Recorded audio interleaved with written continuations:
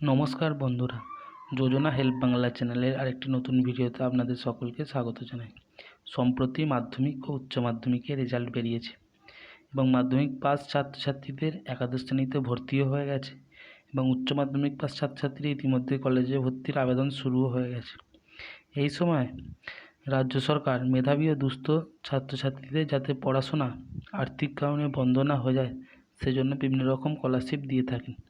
এরকম একটি স্কলারশিপ হলো নবান্ন স্কলারশিপ। এই স্কলারশিপের দ্বারা মুখ্যমন্ত্রী ফান্ড থেকে এককালীন 10,000 টাকা করে পেয়ে থাকেন ছাত্রছাত্রীরা। লোকসভা ভোট চলাকালীন সমস্ত স্কলারশিপের আবেদন বন্ধ ছিল, এবার সমস্ত স্কলারশিপের আবেদন শুরু হয়েছে। এই নবান্ন স্কলারশিপের ফর্ম ফিল আপ কবে থেকে চালু হবে, এমএলএ রেকমেন্ডেশন লেটার কী, সেলফ ডিক্লারেশন কী, কী কী ডকুমেন্টস লাগবে, সমস্ত খুঁটিনাটি তথ্য জেনে নিন আজকের এই ভিডিও থেকে। পশ্চিমবঙ্গের মধ্যে অন্যতম জনপ্রিয় স্কলারশিপ হলো নবান্ন স্কলারশিপ, যেটা মুখ্যমন্ত্রী সরকারি তহবিল থেকে মাধ্যমিক, উচ্চ মাধ্যমিক এবং স্নাতক পাস করা ছাত্রছাত্রীদের দেওয়া হয়ে থাকে। সাধারণত 50% নম্বর থাকলে স্কলারশিপের জন্য যোগ্য হওয়া এবং এককালীন 10,000 টাকা অনুদান ছাত্রছাত্রীদের ব্যাঙ্ক অ্যাকাউন্টে ঢুকে যায়। নবান্ন স্কলারশিপ যারা প্রথমবার আবেদন করছেন তাদের মনে প্রশ্ন থাকতেই পারে যে কী কী ডকুমেন্টস লাগবে। আগে যখন অফলাইনে নবান্নে গিয়ে ফর্ম জমা করতে হতো তখন ফর্মের সঙ্গে এগুলি জমা দিতে হতো। বর্তমানে নবান্ন যাওয়ার কোনো প্রয়োজন নেই, এই ডকুমেন্টগুলো অনলাইন আবেদন করার সময় ওয়েব পোর্টালে আপলোড করতে হয়। Nabanna scholarship form fill up করতে গেলে কী কী ডকুমেন্টস লাগবে। নবান্ন স্কলারশিপের জন্য 2 রকমের কাগজপত্র লাগে। একটা হচ্ছে একাডেমিক, যেটা ছাত্রছাত্রীদের কাছে আছে, আর কিছু অফিসিয়াল কাগজপত্র বানাতে হয়।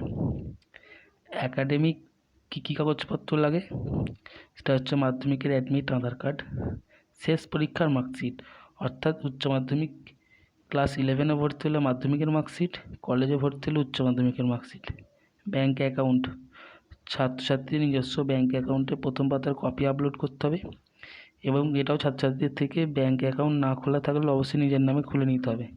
অ্যাকাউন্ট নম্বর, আইএফএসসি নম্বর এবং অ্যাকাউন্ট হোল্ডারের নাম লাগবে।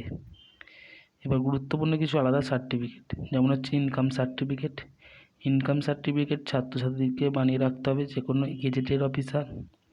গ্রামীণ অঞ্চলের ক্ষেত্রে বিডিও, জয়েন্ট বিডিও অথবা পৌর শহরের ক্ষেত্রে এক্সিকিউটিভ অফিসার, ডেপুটি কমিশনারের কাছ থেকে 2024-25 বার্ষিক ইনকামের সার্টিফিকেট লাগবে। এমএলএ বা বিধায়ক রেকমেন্ডেশন, এটি শুধুমাত্র নবান্ন স্কলারশিপই লাগে। এটার জন্য উপযুক্ত ফর্ম্যাট রয়েছে, সেই ফর্মটি বিধায়ক অফিসে গিয়ে তৈরি করে আনতে হবে। বিধায়কের কাছে গিয়ে একটি দরখাস্ত লিখলেই হয়ে যাবে। দেখুন রেকমেন্ডেশন ফর্মটা কীরকম হয়। এই হচ্ছে রেকমেন্ডেশন ফর্ম।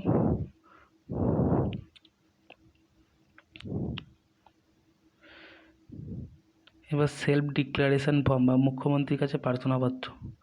মুখ্যমন্ত্রীর কাছে স্কলারশিপ দরকার, এটা লিখে একটা আবেদন করতে হয়, নিচে সিগনেচার করতে হয়।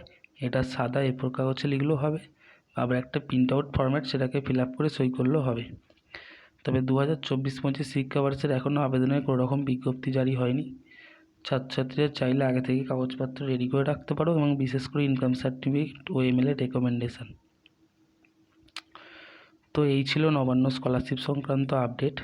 কিভাবে করবে, এমএলএ রেকমেন্ডেশন ফর্ম কিভাবে পাবে ইত্যাদি বিস্তারিত তথ্য। ভিডিওটা যদি ভালো লাগে অবশ্যই চ্যানেলটি সাবস্ক্রাইব করবেন এবং পাশে থাকবেন। ধন্যবাদ।